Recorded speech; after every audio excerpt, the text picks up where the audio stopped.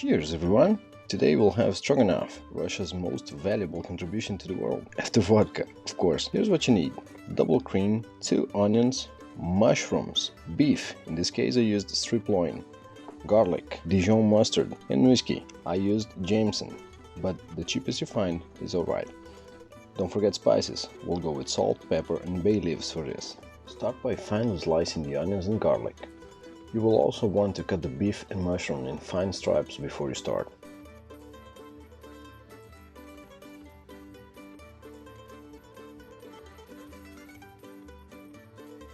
After all the chopping, heat up a pan with olive oil to medium. Once the pan is hot, add the mushrooms. Patience is the key here.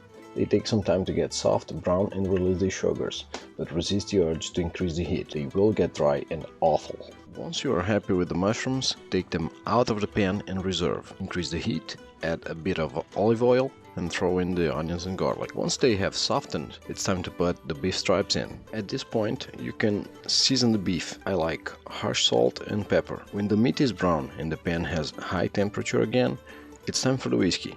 Put it in and let it reduce. After the whiskey has evaporated, add 100 milligrams of beef stock, 2 or 3 bay leaves, and a teaspoon of mustard. Mushrooms back in. Give them a good mix and set the stove at medium heat.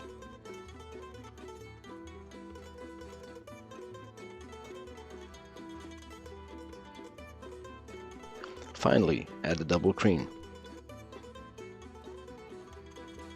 Mix it, taste it, and that's it. Now, there's no wrong way to savor this epic dish. My favorite is with rice and covering potato chips. Seriously, don't be shy with the chips.